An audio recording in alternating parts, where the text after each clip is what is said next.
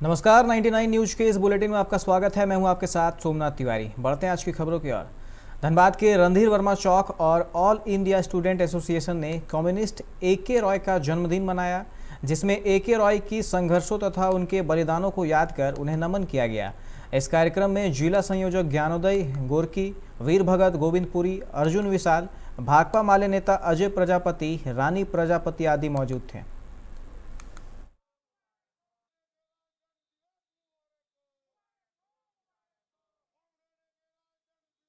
Comrade AK राय के जन्म दिवस समारोह जो ये आयशा की ओर से मनाई जा रही है, हम माले की सदस्य होने के नाते हम इसका समर्थन करने आए हैं। आप देख रहे हैं कि हम गरीब मेहनतकश आवाम एक डोहा भात के लिए तरसते रहते हैं और निश्चित तौर पर हमारा वोट से जो सांसद विधायक बनते हैं वो हवाई जहाज में घूमते हैं और धान का अंबार लगा ले रहे हैं, परंतु हम आम आवाम जो हैं उसे जो होना चाहिए, वो जो शोषण का जो सिलसिला लगातार जारी है वो जारी है। ऐसे में कॉमरेड AK राय जो अपना मसाल पेश किए हैं। निरसा के दहीबाड़ी मासस कार्यालय में मंगलवार को हर्षोल्लास के साथ कॉमरेड AK रॉय का जन्मदिन मनाया गया। लोगों ने उनकी तस्वीर पर पुष्प अर्पित कर उन्हें याद किया। मौके पर क्षेत्रीय सचिव बबलू दास ने बताया, कॉमरेड AK राय 3 बार सिंदरी विधानसभा से विधायक एवं 3 बार धनबाद लोकसभा से सांसद रह चुके थे। राय बाबू कोयलांचल वासियों के मसीहा थे, गरीब मजदूर और किसानों के आवाज थे। कोयलांचल वासी कभी उनको भूल नहीं पाएंगे।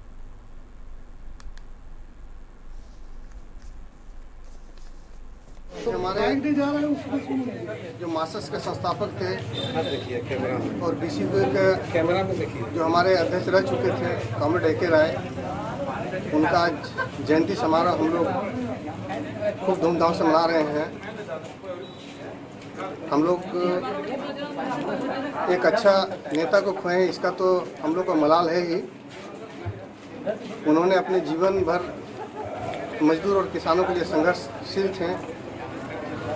उनका जाने से हमारे यूनियन और पार्टी की अपूर्णीय क्षति हुई है। धनसार थाना क्षेत्र के गांधीनगर में सोमवार को मिले 4 लोगों के शव को आज पुलिस ने पोस्टमार्टम कराया, जिसके बाद मृतक के परिजनों को सभी 4 शवों को सौंप दिया गया है। परिजन शवों को लेकर जमशेदपुर के लिए रवाना हो गए हैं।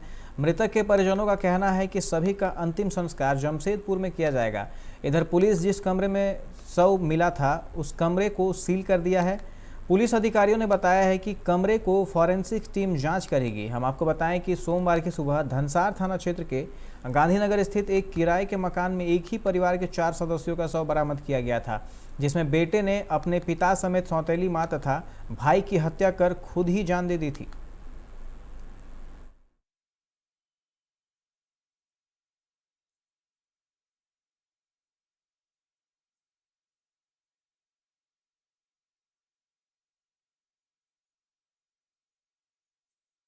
टाटा ले जाते हैं पर्वती घाट में। कितने लोग आए हैं आप लोग? है 10 आदमी। 10 आदमी आए हैं। घटना का मूल कारण आपको क्या लगता है, क्या कारण है जो ऐसी घटना घटी? हाँ, इसे घटना का कुछ मालूम नहीं। प्रशासन से क्या मांग करते हैं?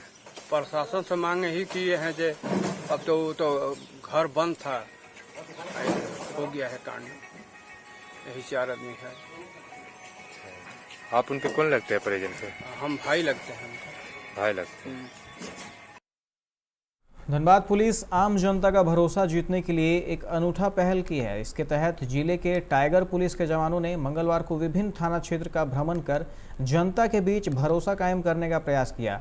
बाइक पर सवार टाइगर जवानों ने DSP राजेश कुमार के नेतृत्व में वरीय पुलिस अधीक्षक असीम विक्रांत मिंज के निर्देशानुसार जिले के बैंक मोड़, धनबाद, सरायढेला, केंदुआ, झरिया सहित कई थाना क्षेत्र में मार्च किया।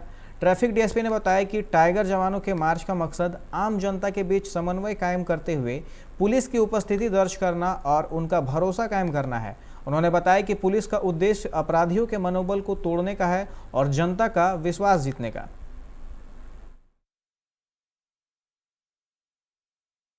टाइगर मोबाइल के साथ पूरे शहर के विभिन्न थानाओं में गश्ती की गई। गश्ती के माध्यम से लोगों को यह संदेश दिया गया कि आप निडर होकर घरों से बाहर निकलें, अपना काम करें और साथ ही इसके माध्यम से अपराधियों को भी यह संदेश दिया गया कि धनबाद जिला में आपके लिए कोई जगह नहीं। सर टाइगर जवानों के सर इससे लोगों में कितना फायदा होगा सर? लोगों में जरूर फायदा होगा। पुलिस का प्रेजेंस शहर में दिखेगा, जिससे लोगों को तो जरूर फायदा होगा। सर एक पहले क्या है कि शहर के विभिन्न थानाओं में नगर, सरायढेला, बैंक मोड़, झरिया, केंदुआ, धनसार थाना में टाइगर मोबाइल के साथ गश्ती की। आगे भी इस तरह का अभियान चलता रहेगा? आगे भी इस तरह का अभियान लगातार चलता रहेगा। देश में कोरोना महामारी की दूसरी लहर की रफ्तार अब धीमी पड़ती जा रही है। हर दिन संक्रमण के नए मामलों में आ रही कमी से यह साफ नजर आ रहा है। बीते 24 घंटों में संक्रमण के 60,471 नए मामले दर्ज किए गए हैं। यह आंकड़ा पिछले 75 दिनों में सबसे कम है।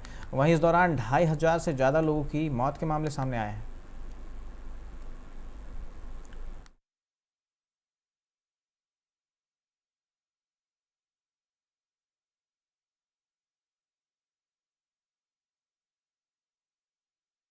अयोध्या रामनगरी अयोध्या में भगवान श्री राम के भव्य मंदिर के निर्माण के साथ ही दर्शन के लिए आने वाले तीर्थयात्रियों को बेहतर सुविधा देने के लिए कृत संकल्पित श्री राम जन्मभूमि तीर्थ क्षेत्र ट्रस्ट ने जमीन खरीदने में घोटाले के आरोप को बेबुनियाद बताया है।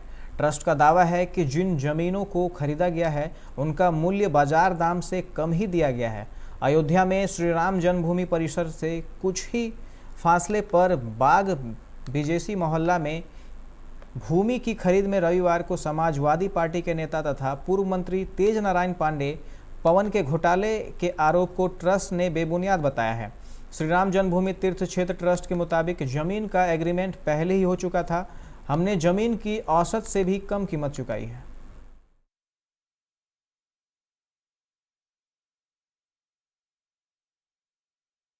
दिल्ली हरियाणा के कुंडली बॉर्डर पर कृषि कानूनों के विरोध में धरना देकर बैठे आंदोलनकारियों के हिंसक व्यवहार को लेकर सोमवार को सेरसा गांव में आसपास के दर्जन भर गांव के लोगों की पंचायत हुई। कृषि कानूनों के विरोध में कुंडली बॉर्डर पर 7 माह से आंदोलन चल रहा है। आंदोलनकारी जीटी रोड और आसपास के गांवों को जाने वाले रास्ते को बंद करके बैठे हैं। इसके कारण आसपास के ग्रामीणों की मुश्किलें बढ़ती जा रही है। इसका विरोध करने पर आंदोलनकारी हिंसा पर उतारू हो गए हैं। 2 दिन पूर्व ही सेरसा के ग्रामीण पर जानलेवा हमला करने को लेकर आक्रोशित ग्रामीणों ने सोमवार को पंचायत की, जिसमें आसपास के दर्जन भर गांव के लोग शामिल हुए। लोगों का कहना है कि किसान आंदोलनकारियों की ज्यादती की वजह से गांव की बहू बेटियों का घर से निकलना मुश्किल हो गया है।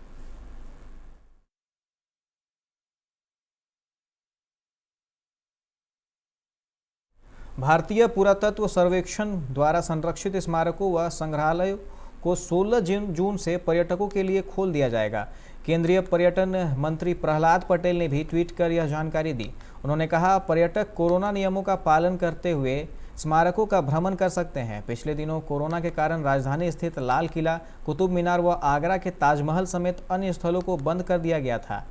एएसआई के देश में 3,693 स्मारक और 50 संग्रहालय शामिल हैं। सोमवार को जारी एएसआई के आदेश के अनुसार आगंतुक प्रवेश के लिए टिकट ऑनलाइन ले सकेंगे। स्मारक स्थल एक बार कोड स्कैन करके भी ऑनलाइन टिकट प्राप्त किया जा सकेगा। स्मारक की खिड़की पर पैसे देकर टिकट नहीं लिया जा सकेगा।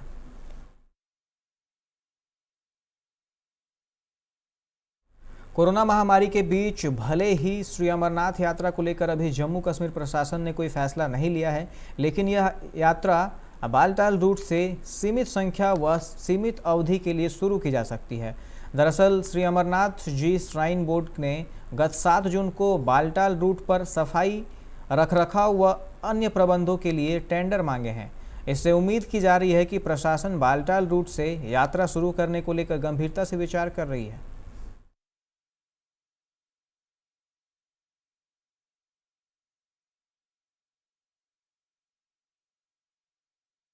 बिहार में आज अनलॉक 1 का अंतिम दिन है। बुधवार से अनलॉक 2 की शुरुआत होने जा रही है। इसकी गाइडलाइन तय करने के लिए आपदा प्रबंधन समूह की बैठक शुरू हो चुकी है। बताया जा रहा है कि इसके पहले मुख्यमंत्री नीतीश कुमार ने जिलाधिकारियों व अन्य वरीय अधिकारियों से जो फीडबैक लिया था, उसमें उन्हें फिलहाल अधिक छूट नहीं देने की सलाह दी गई थी।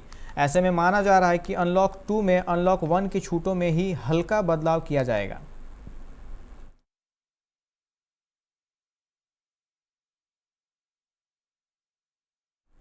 बढ़ते गंगा कटाव से सबौर क्षेत्र की तकरीबन 1 लाख की आबादी प्रभावित हो रही है। रंजदीपुर और फरका पंचायत सबसे ज़्यादा कटाव की जद में है। हजारों एकड़ खेती योग्य जमीन गंगा में समा रही है। अब गंगा की धार के कारण दर्जन भर से ज़्यादा गांव के वजूद पर संकट खड़ा कर दिया है। लगातार कटाव की स्थिति से जागरण खबर के माध्यम से सरकारी तंत्र को आगाह कर रहा है। खबर प्रकाशन के बाद इंग्लिश गांव में विभाग द्वारा गंगा कटाव के काम के लिए भरी हुई बोरियां लाई गई है। काम भी हो रहा है, लेकिन काम की गति काफ़ी धीमी है और कटाव की गति तीव्र है। ऐसी स्थिति में गांव बच पाना मुश्किल है। यदि नहीं रोका जा सका तो ग्रामीण पथ काटकर गंगा की धार कई जगह NH 80 तक पहुंचकर उसे भी काट देगी।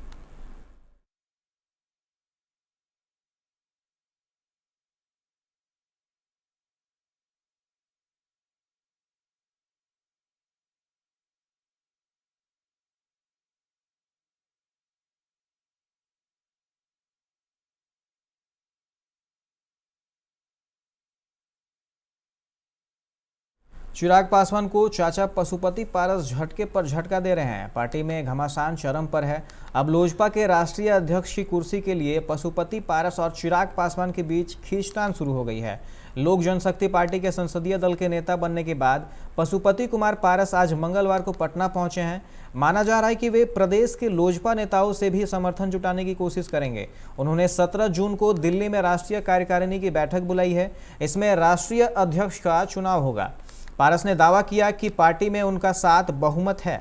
सभी 5 सांसद के अलावा अन्य तमाम नेता और कार्यकर्ता हमारे साथ हैं। चुनाव से भी हम मुलाकात करेंगे और पार्टी के अध्यक्ष की हैसियत से कार्यकारिणी की नई सूची सौंपेंगे।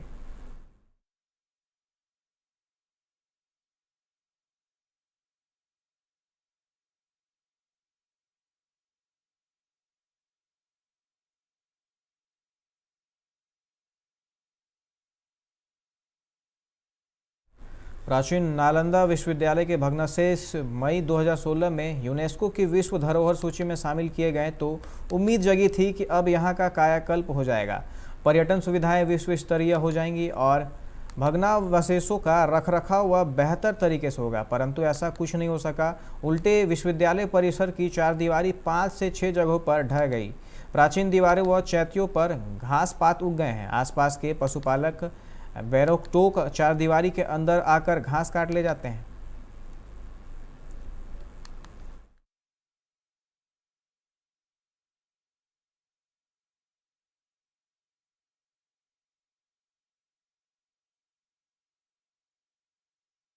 पीरबहोर थाना पुलिस ने पीएमसीएच के प्रसूति वार्ड के समीप 2 बदमाशों को गिरफ्तार किया है। उनके पास से एक देसी पिस्टल, 2 कारतूस और 2 मोबाइल फोन बरामद किए गए हैं।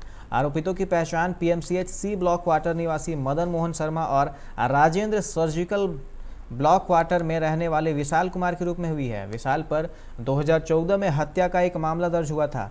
दोनों लूटपाट की फिराक में थे। पुलिस अधिकारियों के अनुसार सोमवार को पीएमसीएच परिसर में 2 लोगों के बीच झगड़े की सूचना मिली थी, जिसके बाद पुलिस ने मौके से मदन मोहन शर्मा और विशाल कुमार को दबोच लिया।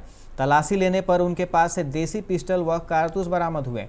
पूछताछ में पता चला कि दोनों प्रसूति वार्ड के समीप मरीज के परिजनों को लूटने की फिराक में थे।